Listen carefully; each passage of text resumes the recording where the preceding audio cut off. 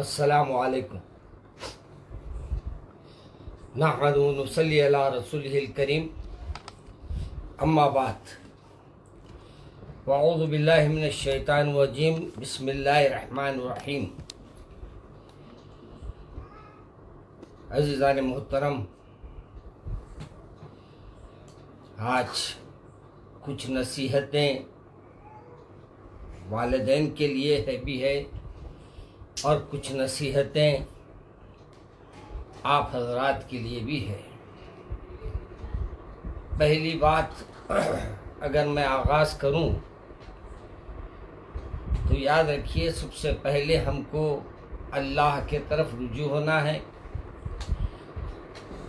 جب ہم اللہ کے طرف رجوع ہوں گے تو ہماری اولاد بھی اللہ کے طرف رجوع ہوگی۔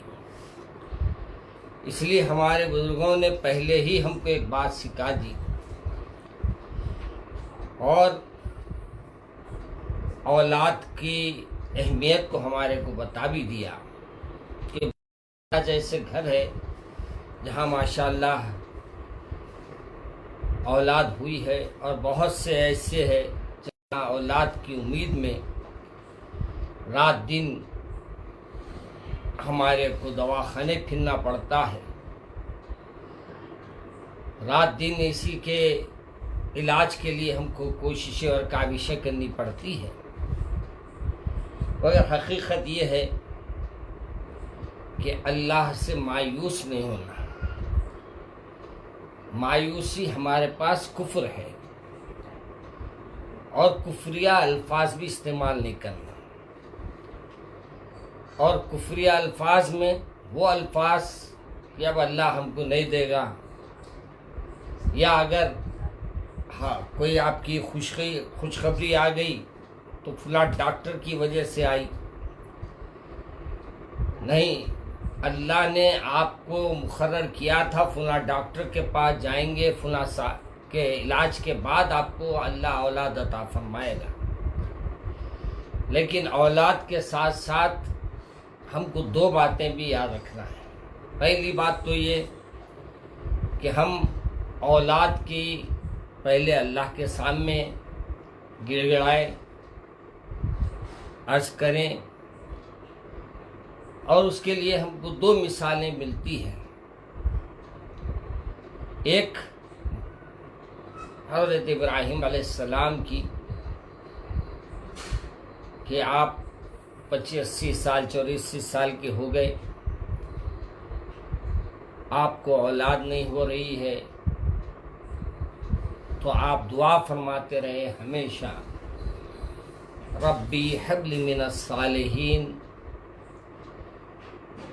اور اللہ نے اس دعا کو قبول کیا 80 سال 90 سال کے قریب کی عمر میں، اور یہ بتا دیا دیکھو ہم چاہتے ہیں تو 90 سال کے 100 سال کے بھی عمر والوں کو بھی اولاد دے سکتے ہیں۔ اور پھر حضرت ابراہیم علیہ السلام کی بارہا دعا رہی، ربی حب لی من الصالحین، اے اللہ نیک اور صالح بیٹا عطا فرما۔ وہیں اللہ تبارک و تعالیٰ نے آپ کی دعاؤں کو قبول کیا اور آپ کو ایک بشارت دی، وبشرناہ بغلام حلیم، ہم ہند والے بیٹے سے آپ کو نوازتے ہیں۔ ہم بھی بچوں کے لیے اگر دعا کریں تو ضرور کیجئے، مگر جب ماں کے پیٹ میں بچہ ہو اس وقت سے ماں کو بھی احتیاط کرنا چاہیے۔ دیکھیے، پہلے تو اولاد کا مسئلہ ہونا الگ بڑا بات ہے، جب اولاد دیا ہے تو اس کی پرورش میں بھی ماں باپ کا سب سے بڑا ہاتھ ہے۔ اب دوسرے نبی نے بھی جو دعا کی،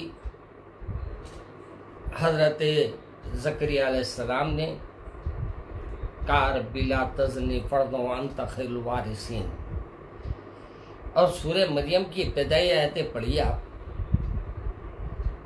جس میں حضرت زکریا علیہ السلام اپنی ضعیفی کا بھی اس میں حوالہ دیے ہیں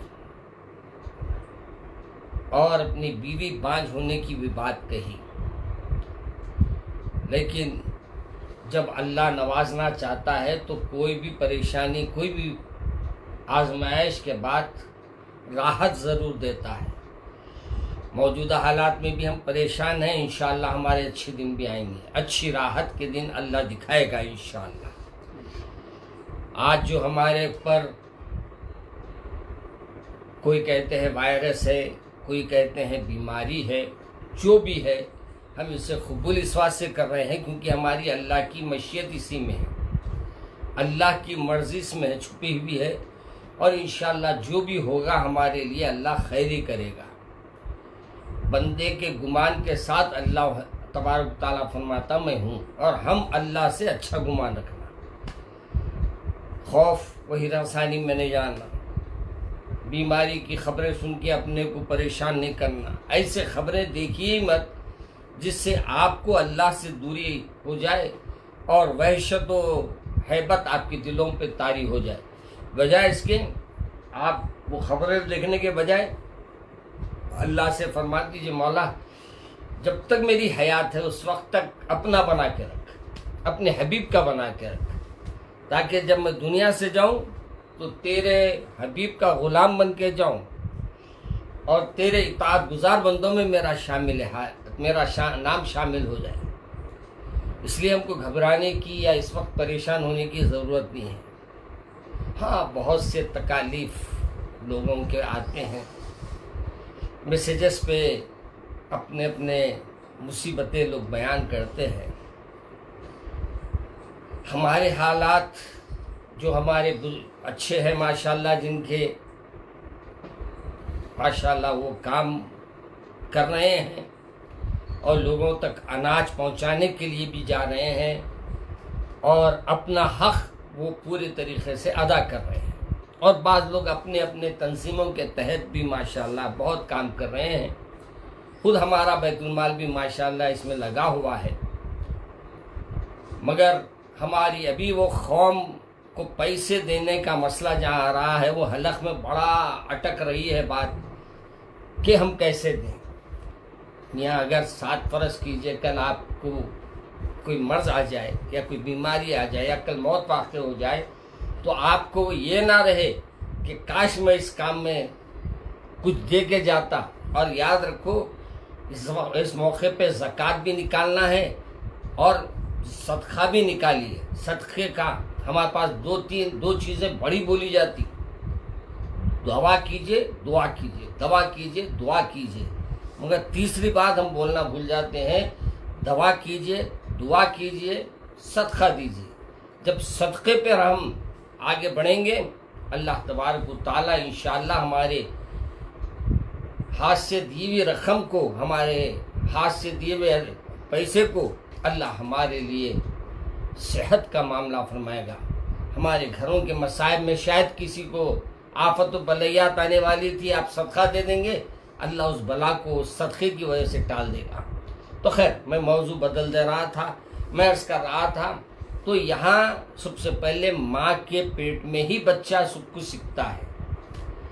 ماں کو اس بات سے جب مائیں اللہ والی ہوتی ہے، جب مائیں اللہ سے ڈرنے والی ہوتی ہے، اور جب مائیں اپنے پروردگار سے اپنے روابط کو جاری رکھتی ہے تو پھر اس گھرانے میں ایسے ایسے نیک صالح لوگ گزرے ہیں جس کا نام آج ہم اپنے بزرگوں میں لیتے ہیں، اپنے سلسلے کے لوگوں میں لیتے ہیں۔ آج ہم حضرت پیران پیر شیخ عبد القادر جیلانی کا ذکر کرتے ہیں، آج ہم قطب الدین کاکی کا ذکر کرتے ہیں، اور ایسے بہت سے لوگ ہیں، علماء ہیں، اللہ والے ہیں، رحمت اور اللہ تعالیٰ نے جن پر رحمت برسائی، ایسے لوگ اولیاء اللہ ہم سے ہمارے پہلے گزرے ہیں، جس کے ماؤں نے اپنے بچے کو دودھ بھی پلایا تو باوضو ہو کر پلایا، اپنے بیٹے کو جتنے دن وہ اپنے پیٹ میں تھا حرام لقمہ تک جانے نہیں دیا، احتیاط اتنی کیا تو پھر قطب الدین کاکی بنے، حضرت غیث الدراز بنے، حضرت عبد القادر جیلانی محبوب سبحانی بنے، اور جتنے اولیاء اللہ ہمارے سامنے ہیں جو آج ہمارے کو ان کے کتابیں ملتی ہے تو معلوم ہوتا کہاں سے آئے تھے، گھر کہاں تھا، اور آ کے بسیرا کیا صرف اس واسطے سے کہ اللہ کے دین کو پہنچانا ہے۔ آج ہم نے وہ ایک کام چھوڑ دیا، آج ہم وہ ہجرت کرتے تھے اللہ کے کام کو لے کر، اور ہم ہجرت کر رہے ہیں اپنے پیٹ کو لے کر، یہاں سے وہاں، وہاں سے یہاں، یہاں سے وہاں، وہاں سے یہاں، ہم اپنے پیٹ چلتا ہے، اور ہمارے اللہ والوں نے صرف بھوکے رہ کر، آپ کو معلوم علم خالی پیٹوں میں آتا، اور اللہ کے طرف سے انہی لوگوں کا اللہ میاں چنے آتا۔ آج دیکھو آپ کے جتنے ائمہ ہیں جو سب سے پہلی سب میں ٹھہرتے، غریب کے گھر کا رہتا ہو، آج امیروں کے گھر سے اللہ میاں علم نبوی چھین لیا۔ بہت کم گھر ہے جہاں علم نبوی الحمدللہ اللہ کے رسول کا علم ابھی بھی کچھ لوگوں میں ہے۔ بعض لوگ بولتے ہیں دنیا علم کیسا؟ یاد رکھیے جو چیز پانی کی کشتی ہے تو پانی میں چلے گی، ہوا کا معاملہ ہے تو پلین اڑے گا تو اڑے گا، ایسے ہی جو قرآن حدیث فقہ کا علم حاصل کرتا ہے وہ صرف اللہ کے طرف لے جائے گا، اور ہر چیز کو، ہر عمل کو وہ یہ دیکھے گا کہ اس میں اللہ کی مرضی ہے یا نہیں ہے۔ اور دنیاوی آدمی جو رہے گا وہ اس پہ ریسرچ کرے گا، اس کی کھال کھینچنے میں لگے گا، اور اس کے اوپر اپنی تحقیق کرے گا۔ مگر آج ہم بھی سرکار دو عالم صلی اللہ علیہ وسلم کے طب نبوی بھی ایسے معاملات ہیں کہ اگر ہم وہ طب نبوی پر عمل کریں تو آج بھی ہماری اللہ تبارک و تعالیٰ ہمارے لیے وہ علم بھی اور یہ علم بھی دونوں بھی ہمارے کو حاصل ہو سکتے ہیں۔ الحمدللہ میرے فرزند خود آج ماشاءاللہ ڈاکٹر رحمت رضی الدین صاحب چار مینار دواخانے سے، اور ایک کوئی کالج تھا ماشاءاللہ وہاں سے انہوں نے BMS کیا، حافظ بھی ہے، عالم بھی ہے اور ڈاکٹر بھی ہے۔ اور ایک ہمارے صاحبزادے ہیں ماشاءاللہ انہوں بھی حافظ بھی ہے، قاری بھی ہے، عالم بھی ہے، انشاءاللہ چند دنوں میں وہ بھی وکالت کے سلسلے میں رجوع ہونے کی کوشش میں ہے، تاکہ وہ دارالقضاء ہمارے پاس جو شرعی عدالت چلتی ہے اس کو بھی وہ دیکھ سکیں، اور وہ مسائل جو عدالتوں میں جائیں اس کے بارے میں وہ عدالتوں میں ہمارے طرف سے نمائندگی کر سکے۔ تو خیر میرے عزیز، میں عرض کر رہا تھا کہ اچھی پرورش ماں کے گوشت سے شروع ہوتی ہے، اس لیے رسول اکرم صلی اللہ علیہ وسلم نے فرمایا کہ ماں کی گود پہلی درسگاہ ہے بچے کی، اور جب بچہ پیدا ہوتا ہے تو وہ اسلام ہی پر پیدا ہوتا ہے۔ اب جب دین پر پیدا ہوتا ہے لیکن پیدا ہونے کے بعد اس کے ماں باپ اس کو لے کے کسی اور طرف چلے جاتے ہیں، کوئی سکھ بنا لیتا ہے، کوئی عیسائی بنا لیتا ہے، کوئی کچھ اور بنا لیتا ہے، تو اس طریقے سے وہ الگ بات ہے، لیکن جو بھی پیدا ہوتا ہے وہ تو دین محمدی پر پیدا ہوتا ہے، یہ اللہ کے حکم کے مطابق پیدا ہوتا ہے۔ تو میرے عزیز دوستوں اور بزرگوں، میں عرض کر رہا تھا کہ اپنی اولاد کی تربیت ماں اپنے پیٹ سے شروع کرے، کہ لقمہ کوئی حرام کا جانے نہ دے، اور نماز کوئی چھوٹنے نہ پائے، اور زبان ہماری بیکار باتوں سے بچی رہے، اور کوئی بھی عمل ایسا نہ ہو جس سے ہمارے بچے کے لیے نقصان دہ ہو۔ آپ کو معلوم ایک واقعہ آپ بھی کئی بار سنے ہوں گے، ہم بھی سنے ہیں کئی بار، کہ ماشاءاللہ ایک خاتون حاملہ تھی اور وہ 7 پاروں کی حافظ تھی، اور 7 پارے روز پڑھا کرتی تھی، ایک دن یعنی روز ایک پارہ پڑھا کرتی تھی۔ اور کہتے ہیں کہ ماشاءاللہ جب ان کے صاحبزادے بڑے ہوئے اور جب چلنے پھرنے کے قابل ہوئے تو بھی وہی ماں کا انداز تھا کہ بچے کو گود میں لے کے بھی دودھ پلا رہے ہیں تو قرآن پڑھا رہے ہیں۔ آج ہم لوگ دودھ پلا رہے ہیں تو کیا کرتے ہیں؟ موبائل لگا دیتے سامنے، بیٹے ابھی سے اتنے کلاٹیاں مارنا تو بھی سیکھ لے، اور آج ٹی وی لگا دیتے، بیٹے اپنا وقت اس میں لگا لے تاکہ تو اللہ کے پاس گناہگار ہوں گا تو میں بھی گناہگار بنوں گا، میں بھی بنوں گی، جو بھی ہے بہرحال۔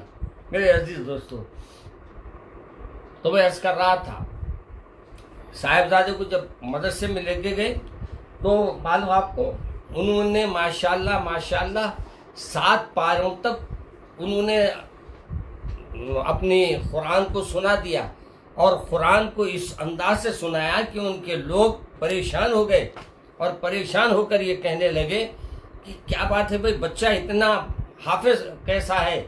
تو اماں جان سے پوچھا گیا تو اماں جان نے کہا میرا بچہ جب سے میرے پیٹ میں تھا اور جب تک انہیں چلنے کے قابل اور مدرسے کے قابل نہیں ہوا، اس وقت تک میں نے اس کو تعلیم دیتی رہی اور دین کی بات بتاتے رہی، اور یہی وجہ ہے کہ قرآن پاک کو میں روز پڑھا کرتی تھی، وہ گود میں رہتا قرآن پڑھتی تھی، میں دودھ پلاتے وقت قرآن پڑھتی تھی، ہر عمل میں قرآن پڑھی، اس وجہ سے اللہ نے اس کے سینے میں قرآن کو اتار دیا۔ میرے عزیز دوستو، بچہ جب ماں کی گود میں ہے تو اللہ نے اس کو حافظ بنا دیا، اور آج بھی حفاظ کرام کے لیے ہم دیکھتے ہیں 6-7 سال کے بچے، 10 سال کے بچے حافظ بن رہے ہیں۔ تو معلوم یہ ہوا کہ قرآن پاک جس کے سینوں میں اتر جائے، اس کے بعد دنیا کا کوئی علم اس کے لیے مشکل نہیں ہوتا، کوئی بھی علم اس کے لیے حاصل کرنا دشوار نہیں ہوتا۔ اس لیے ہم پہلے آج ہم بچوں کو نصیحت کرنے جب بیٹھے ہیں تو پہلے ماں باپ سے نصیحت شروع کرنے کا ارادہ کیا، اس لیے کہ اصل بنیادی اینٹ اگر صحیح رہے تو پھر منزل کتنے بھی جائے۔ آج ہم کیا کر رہے ہیں، حاملہ بچی گھر میں ہے، فل گانے لگا رہے ہیں، اور آج بچیوں کو نچا رہے ہیں، چھوٹے چھوٹے بچیوں کو نچا رہے ہیں، اور یہ بول رہے ہیں کہ دیکھو کیسا ناچ رہی نے۔ آج ناچ رہی کل نچائیں گی، یاد رکھو۔ اس لیے آپ کو میں کہہ رہا ہوں، آج کا دور ہم کو نہیں معلوم کتنے ہمارے کو ایسے عمل دیکھنے پڑ رہے ہیں جو ہم کبھی تصور نہیں کر سکتے تھے۔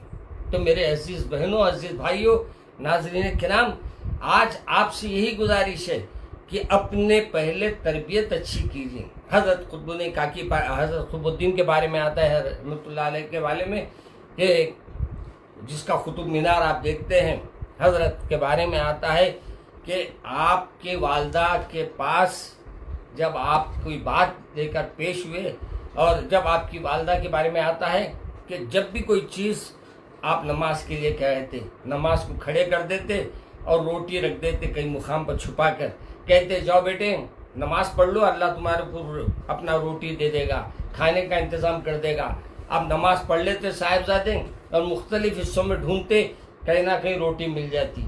اب ایک وقت کا واقعہ ہے کہ حضرت کے بچپنے میں آپ کی والدہ محترمہ اچانک کہیں جانا ضروری تھا، چلے گئی، اور اس دن جب وقت دیکھا تو صاحبزادے گھر کو آنے کا وقت تھا مدرسے سے، اور وہ گھر میں نہیں تھی۔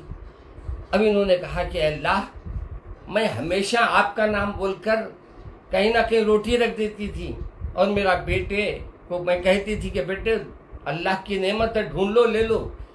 آج آپ کے پاس وہ نعمت جو میں روز لیتی ہوں آج نہیں ملے گا، تو بچے کا آپ کے یعنی آپ کا اوپر جو وہ اللہ دیتا ہے، بلکہ اس کے بچے کے ذہن میں بیٹھ گئی ہے بات، وہ کہیں نہ نکل جائے۔ بڑی گھبرا جاتی ہے اور جلد اپنے گھر کو آتی ہے۔ آنے تک وہ وقت گزر جاتا ہے، اور صاحبزادے کو دیکھے تو بیٹھ کے روٹی کھا رہے ہیں۔ کہا حضرت، بیٹے سے آگے پوچھا بیٹے یہ روٹی کہاں ملی؟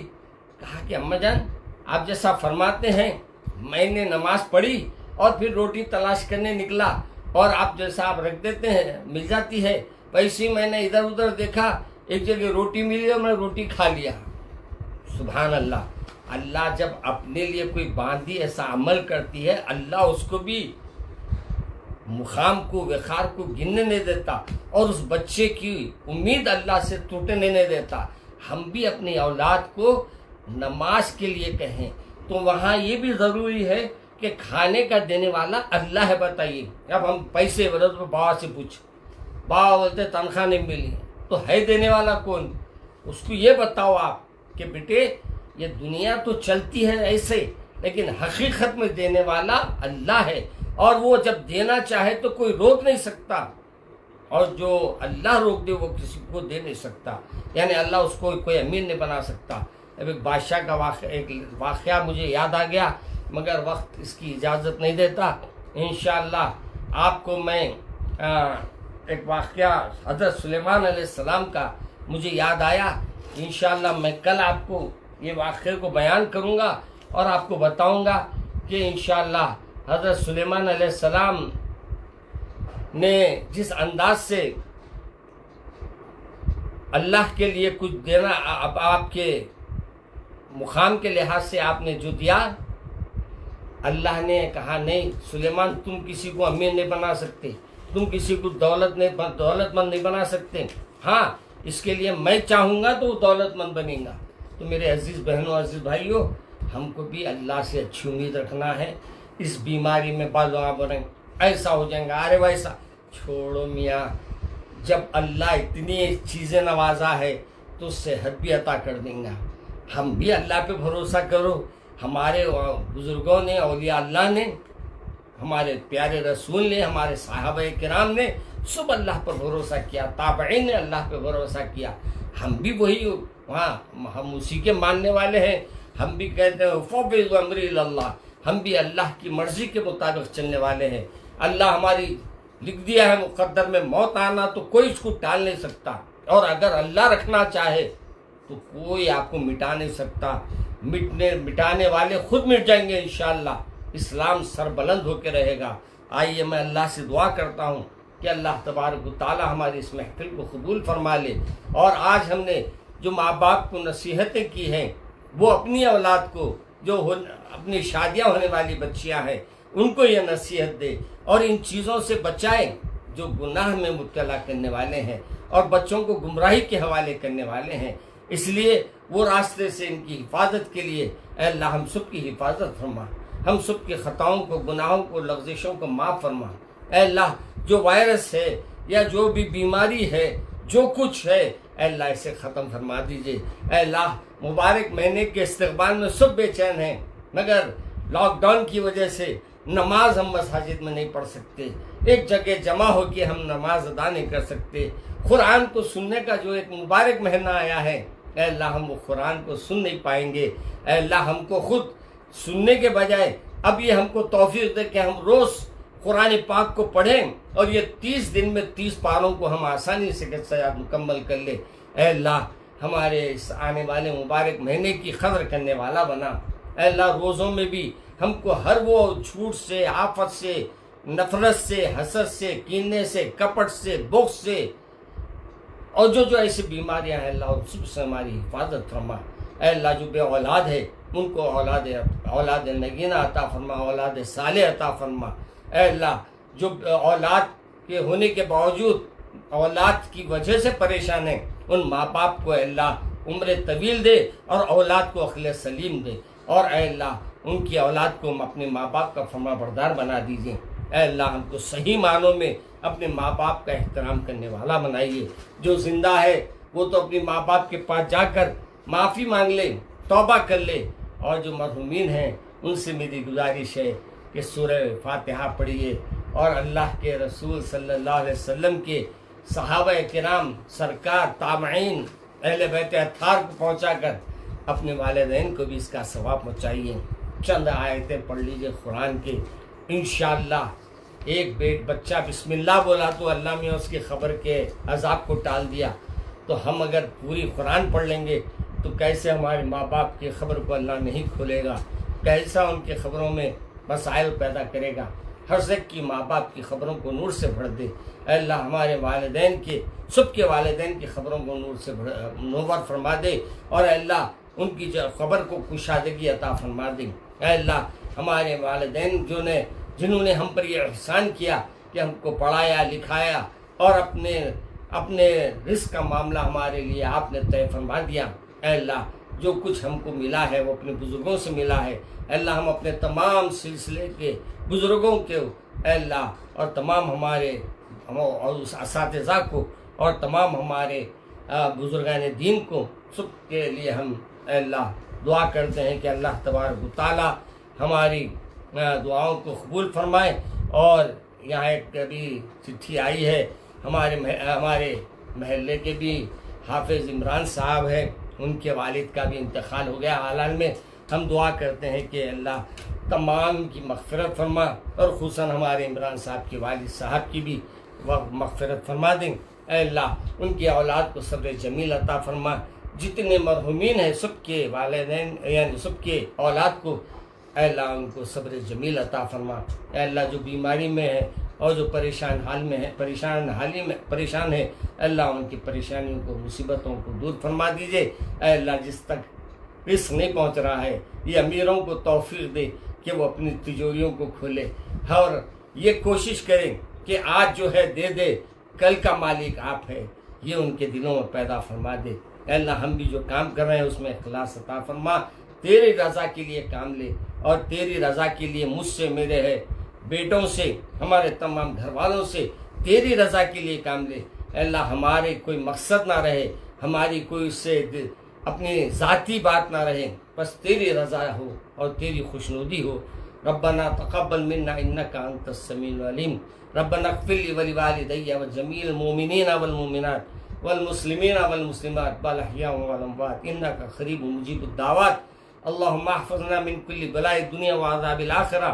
اللهم عافني بدني، اللهم عافني سمعي، اللهم عافني بصري. لا اله الا انت. سبحان ربك رب العزة عما يصفون وسلام على المرسلين. الحمد لله.